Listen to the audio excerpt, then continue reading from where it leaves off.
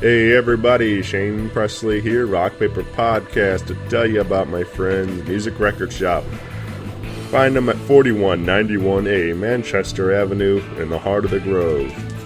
They've got brand new vinyl coming in every Friday. This Friday, they have records from The Replacements, Black Sabbath, Monkees, Devo, The Cars, Blue Man Group, Bad Company, Megadeth, Aerosmith, Motley Crue, and all kinds of stuff. So go down there, check it out. They've got 10% off all new purchases, free beer from Four Hands Brewery, new vinyl spinning in store.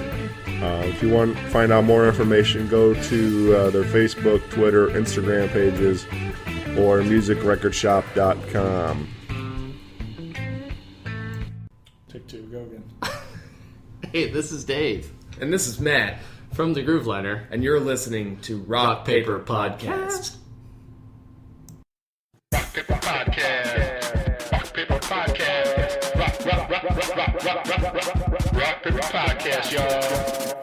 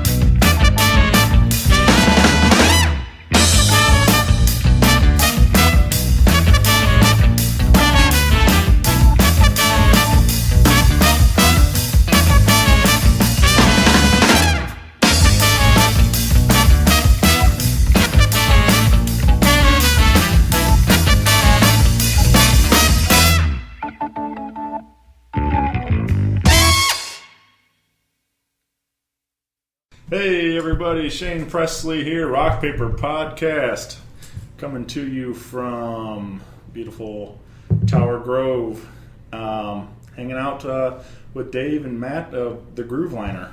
Yeah. Welcome to the show, guys. Thank you. Thank you. I'm excited about this, guys. I've seen you guys playing a couple of various things with Big Brother Thunder and the Master Blasters before and stuff. I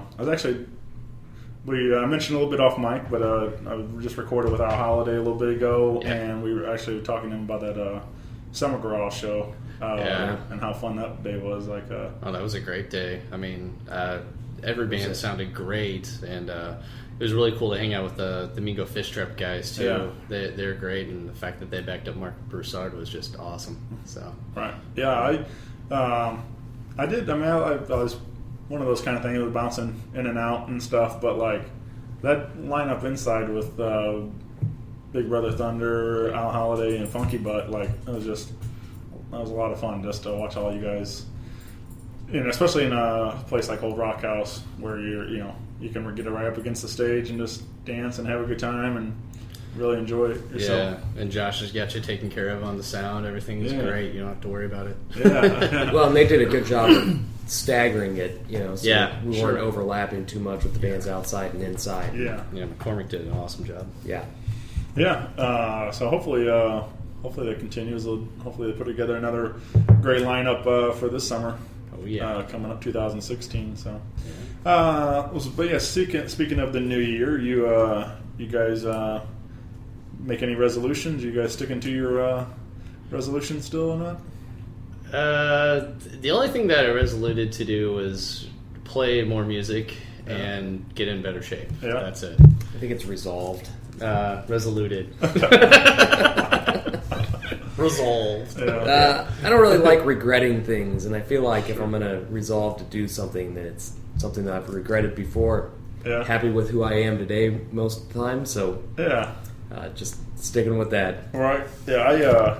I don't really make anything. If anything, it's to lose some weight or whatever, go to the gym. But it's like I know that I'm something I need to work on all the time. Not like I'll probably focus if I did make it a resolution, it'd probably be just January, and then by February I'd get sick of it, and it's like one of those things. So I need to just do it myself and not try to make a resolution to do it and stuff.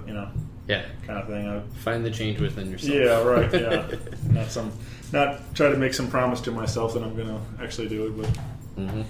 But yeah, I mean, more music. That's always a good one, though. Yeah, I figure why not? I mean, I don't want to set any parameters on what I play or how I play. Just do it. Yeah, I put like a year-end post up on the Facebook of I've tagged all the shows I did for the year, and I realized typing that I did 120 episodes last year in 2015.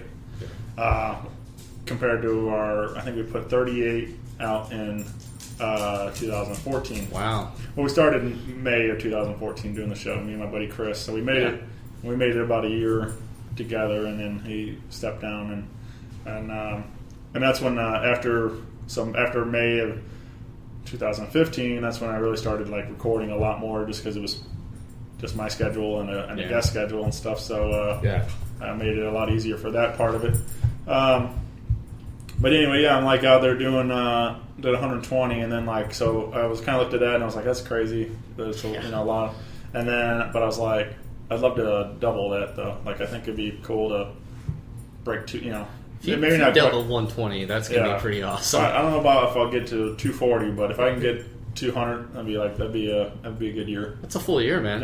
Yeah. It's already like even so 120. That's like one every 3 days. So if I can put out one every other day or something like that, that'd be I'm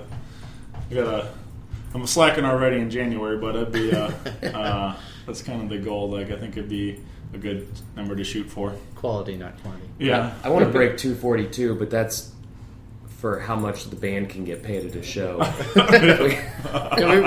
really don't charge a whole lot. It seems like that's a lot of people want to try to like talk to me about like doing other things, and this with the show, and I've been trying to figure out how to make some money doing this and stuff, but it's like, well, the musicians aren't really getting much money. I don't know how I'm gonna really how I'm gonna get paid, but come on, you sponsors. Yeah, right. Yeah. But it is. I was talking money with another guy a while ago, like not that but it was just like he was kind of talking about how like he likes to do it for the love of it. It's like he doesn't care. He'll just give him some gas money, show up, and he'll play all day and stuff, kind of thing. But the other guys were saying like they don't want to take gigs unless they were going to get a couple $100 or whatever it was, and things like that. It's like, well, we're not going to get those gigs. They're just so it's kind of a battle. But I've played with both. Yeah, and it's tough for the guys who are professional musicians without a normal day job. And for them, playing a show for the love of playing music and hoping to get people out to, a bar to see you play, where maybe you'll walk home with, $10, $15, something like that as a band member, doesn't pay the bills. So sure. I get that. Those guys have to be picking up better shows, better paying shows. Yeah. But it doesn't give you the freedom. The shows that pay money are, the 90s cover band shows where you go play at a casino, at least, for local musicians. Shout out to the whackness on that one. Yeah, and that's the truth. It's when it's your day to day, it is hard, and you do have to like keep that in the back of your head at all times. And I'm really lucky. We're both very lucky, and everybody in Grooveliner, for that matter of fact, is very lucky to be able to not have to worry about that. Just say we can play a show, and and like the first show that we did, we had Naked Rock Fight and Superhero Killer play with us. We just didn't take any money. We just give it to them because we figured, well, a lot of those guys are just like Dawn Weber. She's a professional musician. Jesse Gannon. Jesse. Yeah, totally. Yeah, so it's nice to just be able to have this be our own thing and not have any constraints on what we do. We can do whatever the hell we want to. Sure. No, we'll take your money. We love money. So the Grooveliner has a couple of shows coming up. Get these plugs out there for them. February 12th, you guys will be at Broadway Oyster Bar. Yeah. With, would you say it was Big Sam's? Big Sam's Funky Nation. Funky Nation. Yeah, Big Sam, trombone player from Dirty Dozen Brass Band. He's been doing his own thing for a while now, but it's just a nice little 5-piece, super rockin', very crowd interactive, lots of dancing. He doesn't stop moving the entire show. It's a party. Yeah. So they're from New Orleans and coming up for Mardi Gras. Sure. Yeah. So what kind of horn section does he bring up? He's a trombone player. He's got a trumpet player that plays with him, and then he just does a 3-piece rhythm: guitar, bass, and drums. Okay.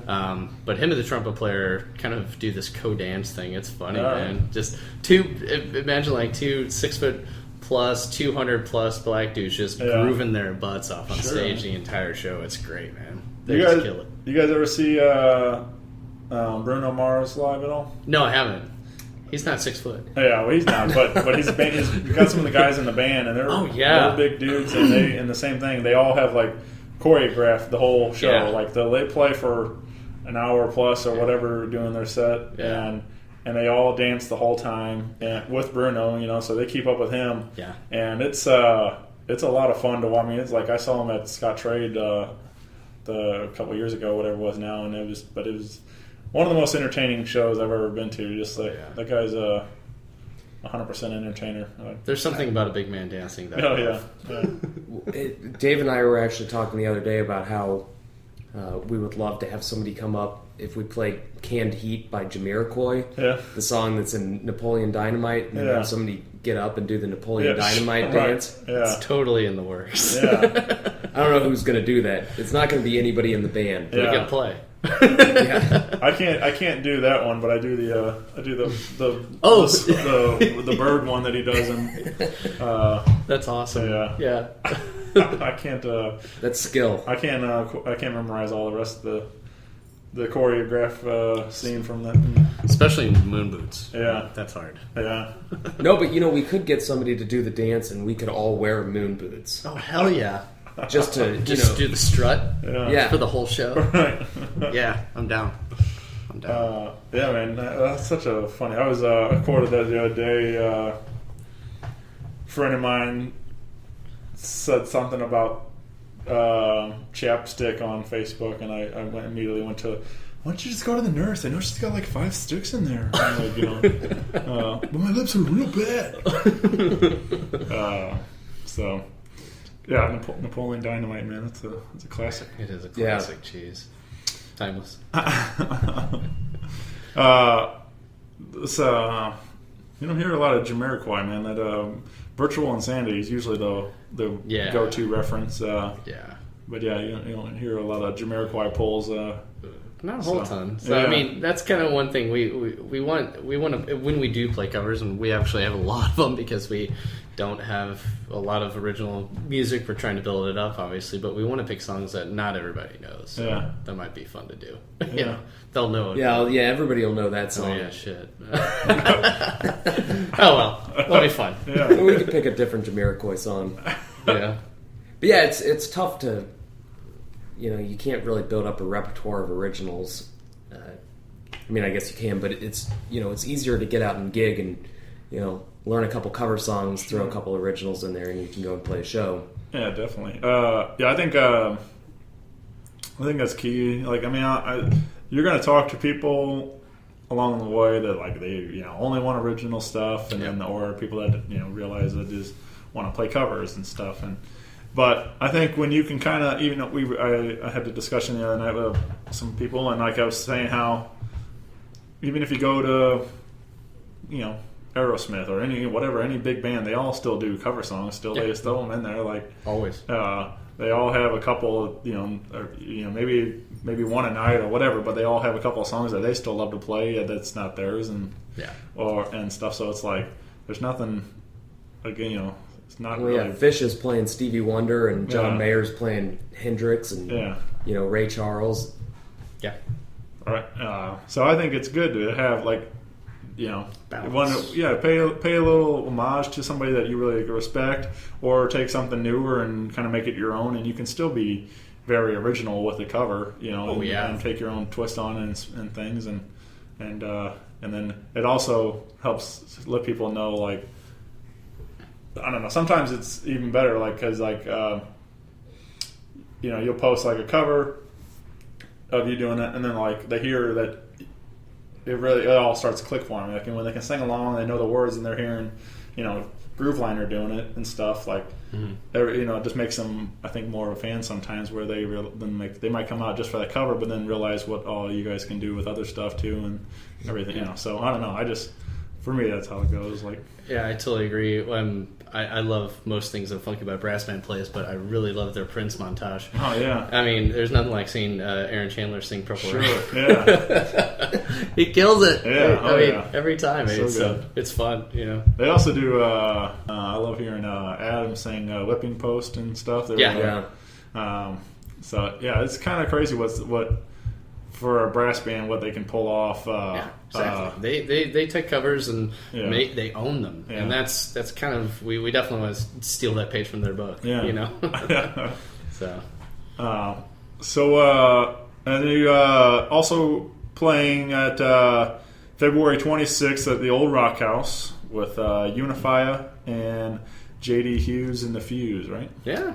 Yeah, newer group there, and then Unified, tried and tested, They've won the Battle of the Bands a few times with 105.7 Point. Just a great group of guys. I play with them occasionally, and they're fun. Yeah, real good kind of reggae vibe to it all, and great new album, Heavy as Stone. If you haven't picked up the album, go pick it up. I picked it up because I wanted to learn a few of their tunes so I could play with them a little bit more frequently.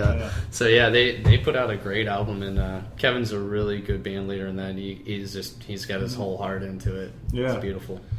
I used to love watching Mike Powers play with them. But he just recently moved to California.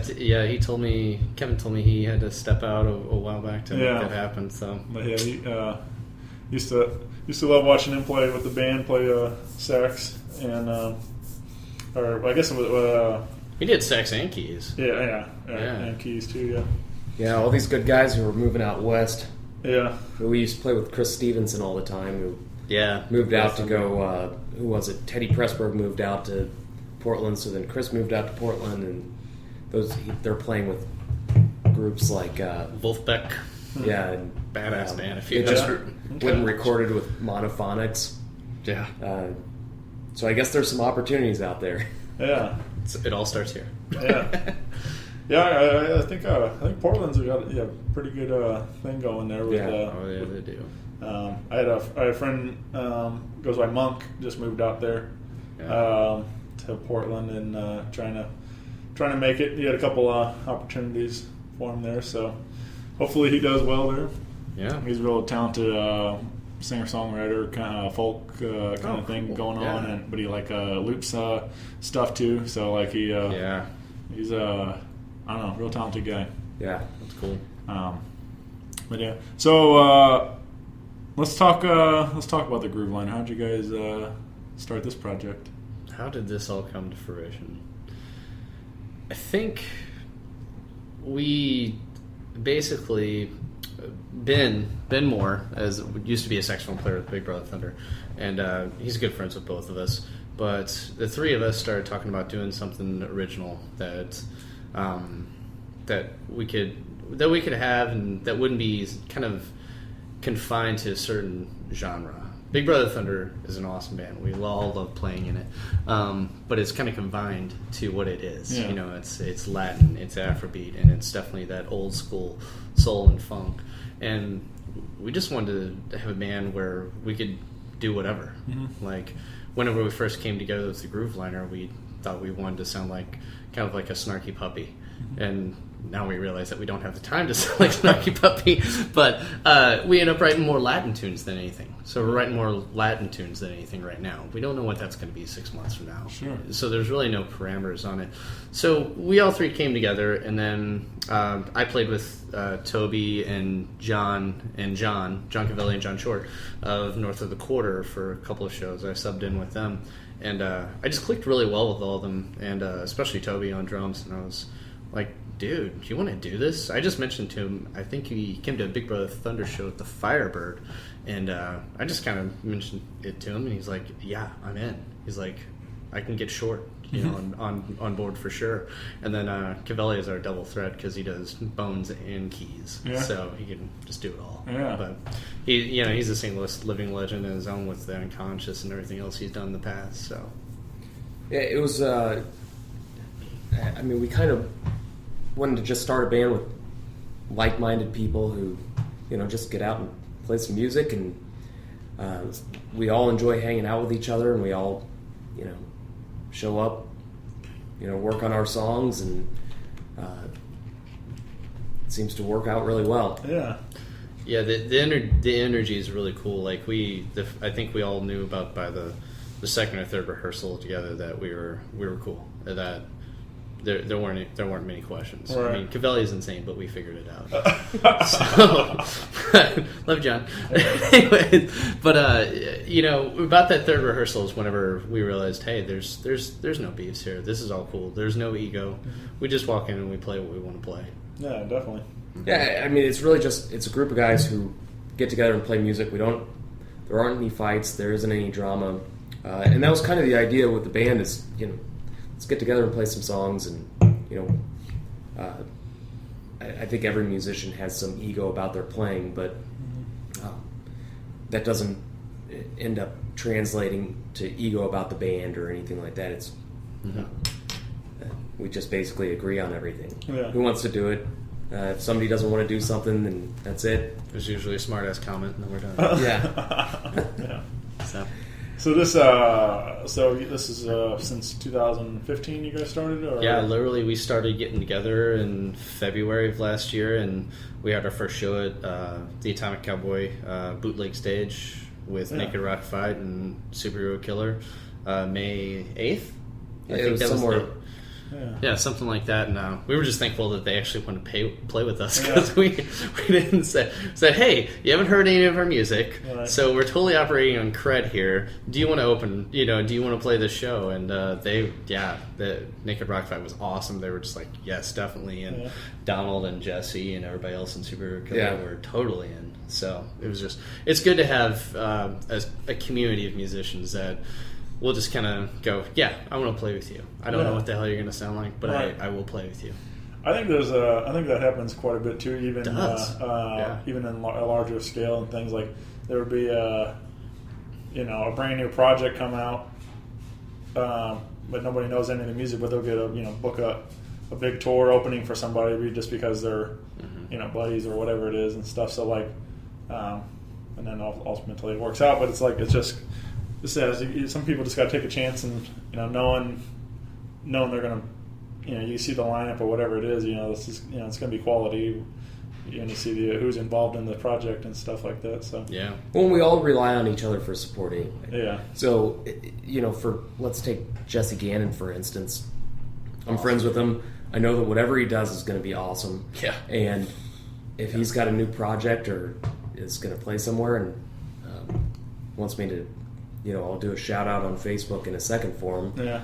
And go check him out, and it's to support him. So I think kind of part of our idea is just being friends with everybody, playing music with everybody, and any bands that want to, and really just go out and have a good time, whatever it is. We're not in it for making a ton of money, although we hope that we can play some good songs and we do like good money. evening. Yeah. Yeah, that was definitely something that we all discussed together. Is we don't really want to set out to make this about making money, especially in the first year or two. Just get the name out there, play music, make music, and play with everybody. See where this thing leads us. Just leave the doors open. Right. And so we were very fortunate to team up with 4 like-minded individuals. So. Yeah. So you guys are like I said, writing original stuff. All the time, trying to we're kind of just going through it all. I mean, we got the 3-song EP that just dropped, and it's been pretty well received. It's actually been a little bit more successful than what we thought it would be. Okay. But we're going to continue to write stuff. We want to do a 2-to-1 ratio, 2 originals, 1 cover. Yeah. So do you guys is it certain somebody providing lyrics and things are you guys all kind of bring stuff to it? Or? Lyrics are usually the last things that we come up with. It usually starts with Ben and Matt have pretty much written the first 3 songs that we've had. Salsa De Peligro has been, and then the other 2. Well, Matt's jam, I hope, would be Matt. And Get to Know You was Matt's riff idea, too. So it's one of those things where it starts with just something small like a riff, and then we build around it, And if it... The cool thing is we all try to contribute, and even we're writing a tune now called Tongue This D, but that's the unofficial it's Tongue title. This D Lightly. Tongue This D Lightly. And so it's this D on a staff. So it's loosely based, but I mean we've literally already rewritten the tune twice. Yeah. Because we get to a certain point, we go, it's not there. Yeah, so I wouldn't say, there's some bands where people come in, they have the whole song mapped out, they've gotten an idea, and that may happen in this band, but it hasn't happened yet. So it's really, when Dave says that, a song was my idea, that's probably giving me a little more credit than I deserve. True. But it's more, a riff is a better way to describe it. Mm-hmm. I come up with a riff, or I did for 2 of the songs, and then take it to everybody else, and if they like it, and we see where it takes us, and that's it. So it's everybody adding a little piece and having a different idea and seeing where it goes. I guess I'd call it starting with planting a seed instead of planting an already grown tree. Right. Totally. Sure. Yep. Yeah, I got a kind of snowball kind of thing. You start it and build it and watch it grow. Yeah. And we have a lot of creative people in the band too, which makes it a lot easier to, take that little, take that snowball and make it bigger because the drums may completely change the idea that I had in my head for something and make it totally better than anything I could have thought of, and changes the feel of the song, and then you start adding horn lines in there, and you don't know where it's going to take you. So it's one of the cool things with the band. Exactly, yeah. With Tongueless D, I think we played it in like 10 different feels just to see which one felt the best. Yeah. We decided on something finally, but I mean, literally, we took it 10 different directions and saw it just to try it, see what's up. You guys record this in a studio, or is this all like home stuff? Or we got a pretty sweet deal, actually. Yeah. We actually, Toby, John Cavelli and John Short had, I guess, a hookup with the guy that records it for Webster University, and so we literally went down there, and it's basically for the students, right? Like, yeah. So the way it's set up is it's free recording for musicians, but they have some of the best equipment that you're going to find because they've got a bigger budget than most other studios, and the students are setting up all the recording, and then their homework assignment is to mix it, and I guess they get a grade on the mixing. Yeah. So we didn't trust them to do the mixing,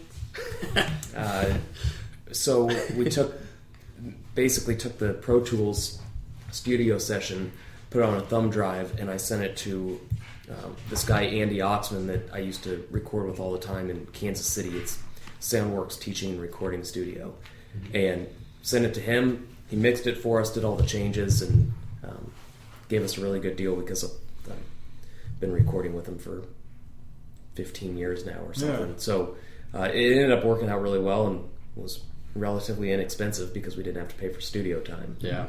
Yeah, that works. Yeah. So not a bad way to do initial EP launch. There's some great studios in St. Louis, whenever we do go to look to do a full album that we'll definitely, take a look at. So let's see. Yeah, that'd be interesting. You guys hoping to? Is a full album in the works for this year, or are we this year? Yeah, I'd love to. If we can do it, then certainly. But we also want to make sure that we don't just push it. Yeah.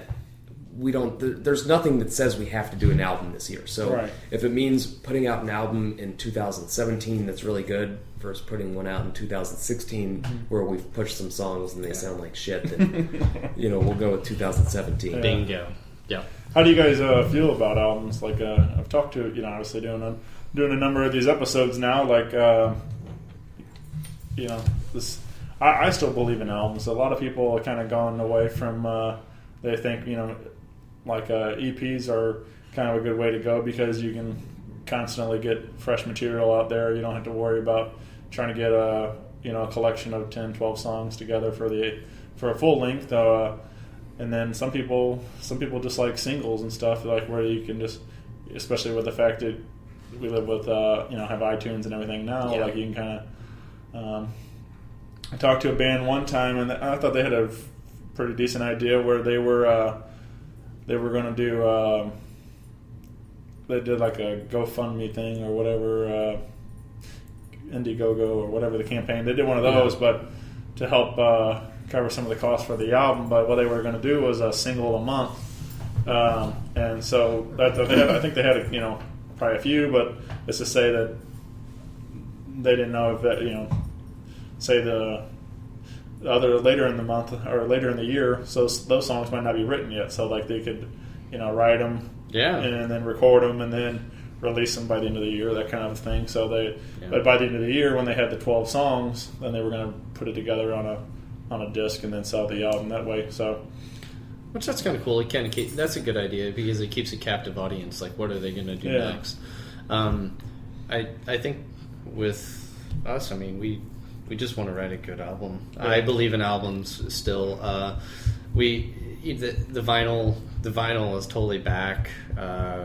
We've discussed that, but at the same time, I think it depends on what our audience wants. You know, we won't say that we're only going to do it vinyl and then offer downloads or something like that. No matter what, we'll still offer downloads because that's the age that we're in. But you know, we'll see what medium it comes across, and no matter what, there's going to be an album.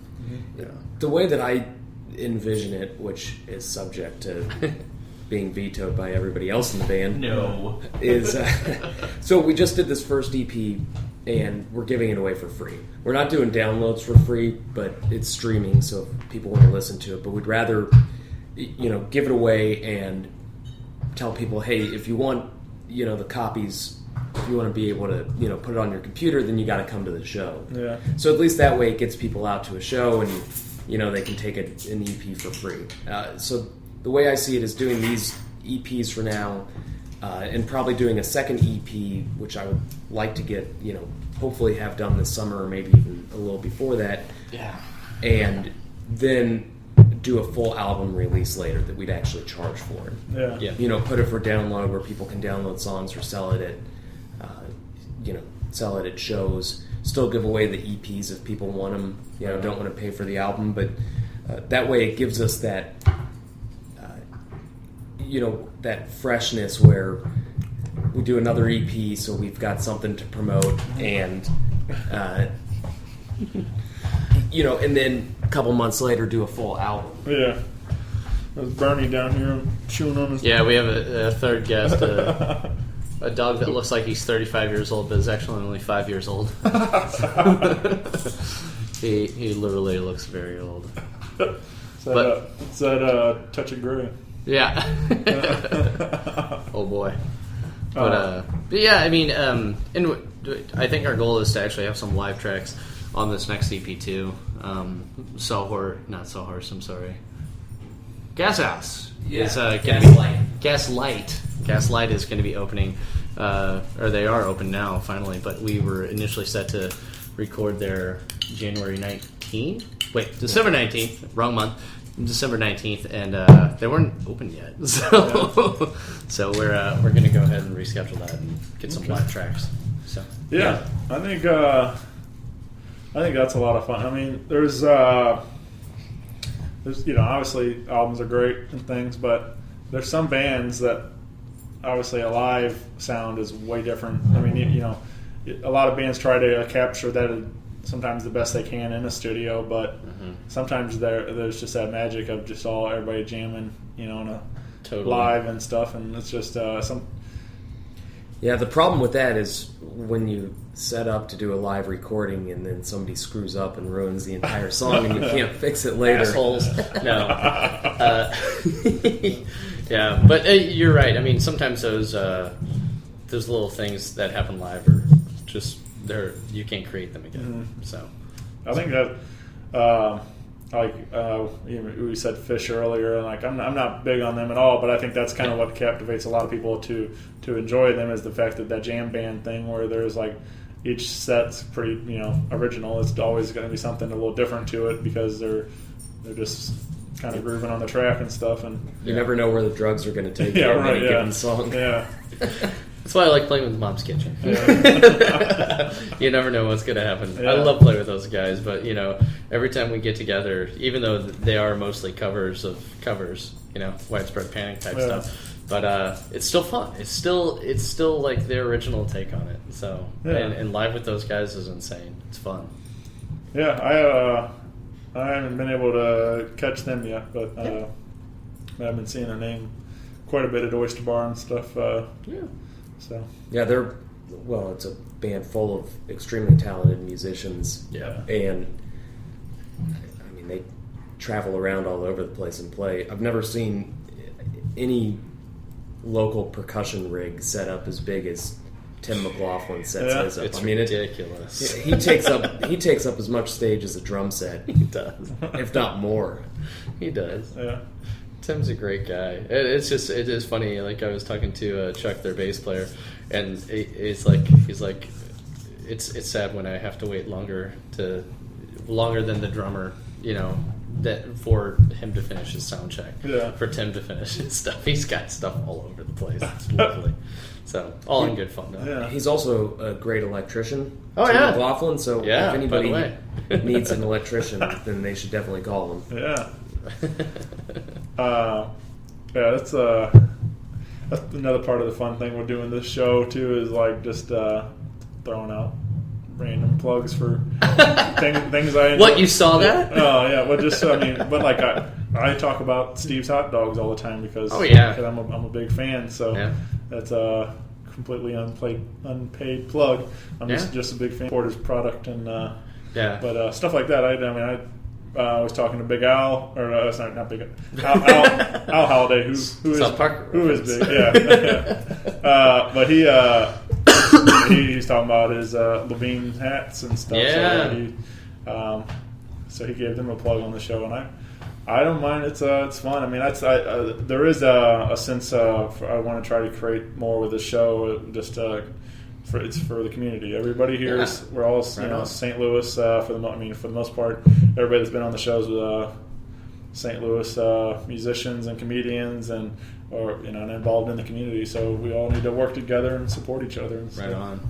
Actually, I went to Steve's Hot Dogs on Thursday night when we had to cancel the podcast. Yeah. But thankfully we did because it was a chili dog. Oh, yeah. So, Yeah. But Steve, I got to play with him on the Unifier show at the Two-Tone Records Tribute Scala Days. That was a lot of fun, man. Yeah. I missed that too, but I saw Steve open for Unifier, the release party. Yeah. And that was a good time. Him and Kevin seemed to be pretty cool together. Yeah, and then Unify's opened up Urge shows before. And things. That Unify show was great. Like Emily Wallace was on that too, and she's a great singer, and Patrick Thomason. Yeah. So it was too bad the other day. We played on January 2nd, and it was Jackson Howard's CD release party, and Emily was playing there. And I was there. Yes, you were. Yeah, that was a good show, man. Yeah. Jackson's become a real good buddy. Super talented guy. Extremely. But Hillary Fitz and Emily Wallace opened up a show, and I was like three of my favorite singer-songwriters in town. Like it was just a great bill. I had really wanted to go out and support Jackson for his CD release, but then we picked up a show and didn't really want to pass it up. Yeah. We're like, well, we could put out the EP on that day too. Yeah. If you don't have Jackson's album About Life, go grab it. Yeah. It's another fantastic record. It's that guy, like, I don't know. He's so we met maybe a year ago or something like that.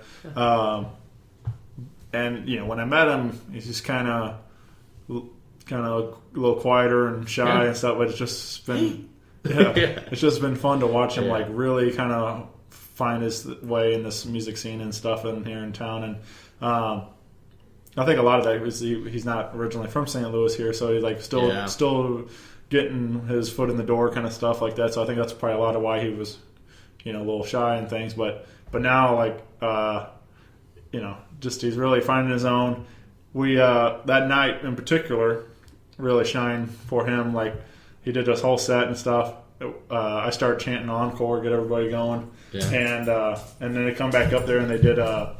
Jackson grabbed the mic and I don't know who threw out the idea, but they ended up doing Blackstreet's No Diggity. And I can see him really rocking that shit. Yeah, so Jackson's up there rapping, Dr. Dre's part and stuff, and on No Diggity, and so that perfectly showed how he bust through the whatever shell he was had a year ago. That he's he's totally owning the stage now and stuff, and it was really cool to see. Like just a lot of fun. It was a good show, and then Emily just crushes every time. She's fantastic. Yeah. She ended up coming out to Oyster Bar after when we were playing after the Jackson Howard show. Showed up late night. Yeah. Late night. Yeah. That's usually what I think. After Jackson's show, I just went home because I was whooped. But that's typically what I wind up doing. I end up go to an early show, and then I end up playing. I'll go somewhere and catch somebody play for like at 10, and then I end up going to Beale or Oyster Bar till 2:30 in the morning, and then Sounds about right. then drive home to Wentzville. So Yay! yeah, but that's rock and roll lifestyle, man. You know it. Yeah, Yeah, although I love opening yeah. or doing the middle slot because one, then I get He's got routines like no other. well, I get up early. I don't Yeah. know. I don't know what to say. Likes to wake up at 5 and go run like 8 miles. Yeah.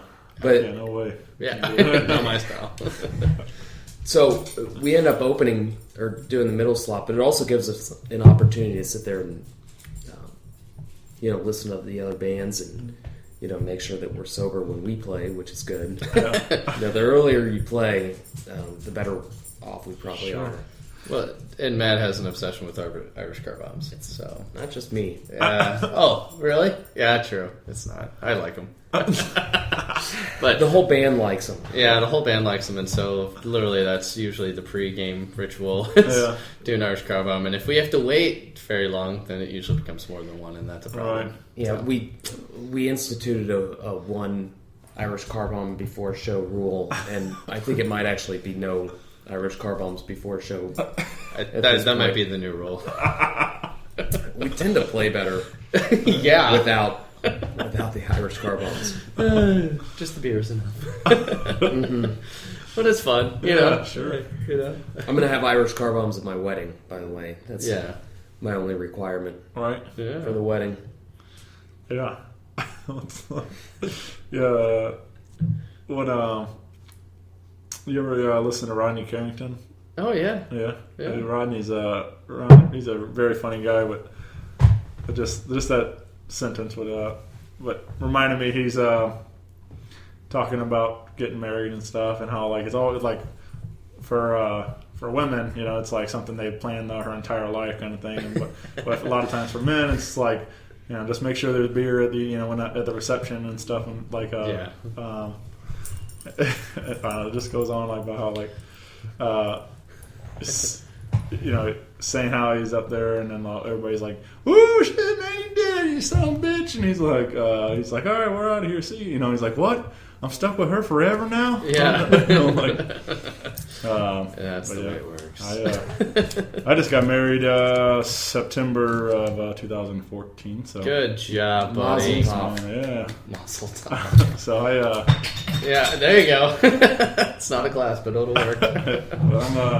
I'm newly married still, and Nice. So yeah, it'd be Matt is engaged. yeah. Yeah, he's spoken for officially, Yeah. so he's off the market. Everybody, What small market there was. Congratulations. especially the guys. Sorry, boys. So, What even smaller market there was. I mean, I always thought you were attractive, but now I got to back off that. Yeah. Seats taken. Seats taken. It happens. Yeah. Sorry, Dave. It's okay. Greener pastures, bro. Probably not. You're right. So, yeah. So what? Do we have anything? Other big things we're looking forward to in 2016, or waiting to see where the year takes us? Kind of waiting to see where the year takes us. Obviously, we'd like to play some other venues besides, just the standard St. Louis thing. Maybe get on some festivals and things like that. So that's definitely a personal goal of our own.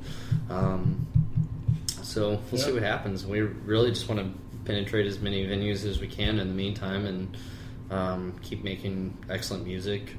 And Yeah, we want to penetrate those venues. Yeah, real hard. definitely. that was carefully chosen.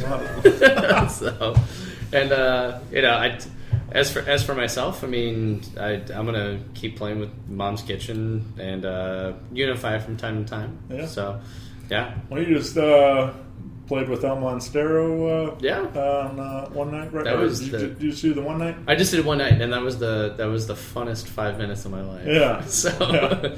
it's amazing that pageant stage. From the audience, it looks much the room looks much bigger from the audience, and then when you get on stage, it literally feels like the back wall is 20 feet away. Right. It's a very deceiving stage. Me and Aaron Chandler were talking about that the whole night. We're like just blowing our minds, but it was a lot of fun. Those guys are really good guys, man. Yeah. I ran into you backstage. Earlier that week, I was trying to get Kevin on the show, Gagnapane. Yeah. He's a cool dude. I tried to get, I was hoping to work something out to help promote the shows earlier in the month, and then just, scheduling didn't work out. And then he gives me a message saying, "Hey, you can make it down here." I'm like, "Yeah, I'll be right there." Anyway, we went, so we recorded at the pageant like 6:30 when they were, going on stage at 8 or something. So like by the time we finished recording, or maybe it was even 7, but by the time we finished recording, he pretty much like took the stage and stuff. It was pretty crazy just the excitement of being backstage while that was all going on and stuff. And but yeah, Kevin was super cool, and all those guys, like I've had Pizzoni and Bill Ryder and Jake Kilking and all those guys been on the show. So again, it's like it makes that show for me a lot more personal, because I've become, I'm friendly with those guys all now, like, and now to see them knowing all those guys and what the kind of show they're putting on, it's pretty incredible. Yeah, the magnitude of that operation is ridiculous. Yeah. I mean, it's ridiculous. They have their Zeppelin show coming up here pretty soon. Yeah. Celebration Day. Celebration Day. 2 nights. Yeah. Which is phenomenal. Yeah. Alicia and I went a couple years ago to see him. I mean, it's spot on. Yeah. Actually, Jimmy also mentioned, he's also been on the show. Yeah. But he plays in Celebration Day as well, and I kind of talked to him about comparing the two and stuff, and I think he said, the way he said it with Zeppelin tribute is like, he said it's like punching your way out of a bag on fire or something like that, and like I like it. Yeah. So it's just he said it's just a stack of Marshalls cranked up, and they just it gets loud in there. But that's what Zeppelin was. Zeppelin was much more just loud rock, and compared to it wasn't quite the show that Pink Floyd. Yeah, it's a production. Yeah, so. I mean, it literally was. It literally is. Right. So. I think talk to I don't know, forget now exactly who said it. Drawing a blank, but anyway, they were saying how there might be a Beatles tribute thing in the works, similar to that. So some guys want to get together and do that. So that'd be kind of cool to see what those guys, their take on that. I mean, there's a lot of different Beatles tributes out there, but it'd be cool to see their take on it and what they can pull off. Yeah, especially those guys. I mean, coming from Pink Floyd to Led Zeppelin to the Beatles, that's a big. It's bridging a lot of gaps. So yeah, I played in a Boston tribute band for a while. Called More Than a Feeling, a tribute to Boston. Probably the most fun band I've ever played in. Because the guitar solos, man. Well, and there were 2 of us. Yeah. Oh, it was really difficult because we had to work out all the solos were harmonized solos, which is not your typical thing on guitar. I mean, horns, that's your bread and butter with a horn section, but. The best part was just wearing wigs and fake mustaches, because we'd sit there and laugh the entire time, just waiting to go on the stage. So good.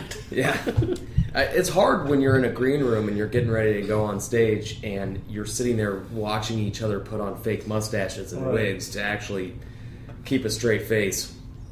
Yeah. We opened for Afro Man once, which is the weirdest two-band combination. A Boston tribute band opening for Afro Man. I don't see that at all, but whatever, man. Yeah, somebody, one girl threw her bra on the stage during the Boston tribute band. Nice. Yeah. At least you can die as a musician knowing that happened. Yeah, I can. Check that off the bucket list. Yeah. Every musician's bucket list. Playing a Boston tribute band. Opening for Afro Man while women are throwing their bras on stage. Yeah, that'll work. I really enjoy Afro Man's some of his stuff, but like after hearing about little trouble he got into on When he punched that woman in yeah. the face. Yeah, That would be the trouble we're talking about. Yeah, I don't know if I want to go to any more of his shows. And Let me. I was gonna play the show, but I punched a bitch in the face. Respectable woman in the face. The best thing about opening for Afro Man was, so I was in Lawrence, Kansas at the time, and Afro Man was coming from Denver, okay, which is literally 2 turns. You get onto I-70, you go straight, and you take a turn, and then you get to the Granada, which is where I played. And he got lost. His entire crew got lost and was about an hour and a half late to get to the venue. Damn. How do you get lost on a straight shot? It's one road. But he got high. Is probably the.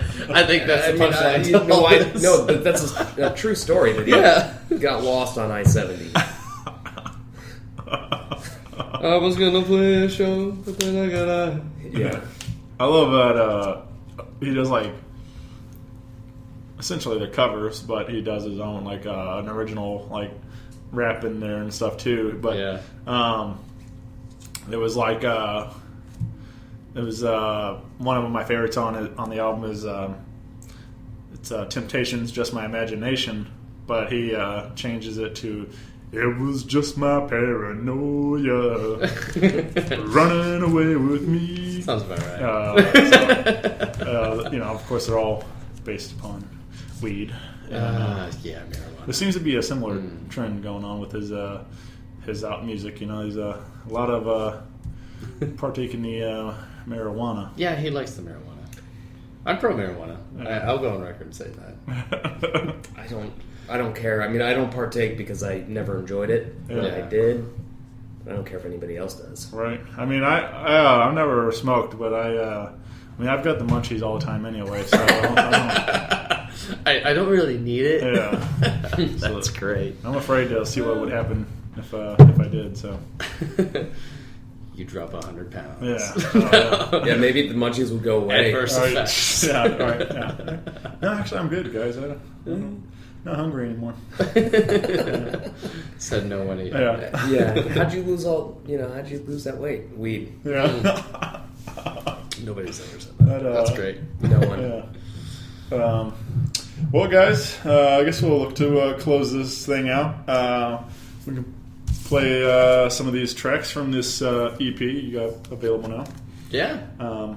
What do you guys want to play? Sir? I defer to the... You defer? To the Resoluter. Okay. Let's do Get to Know You. Yeah. It's a song where we all kind of sing on.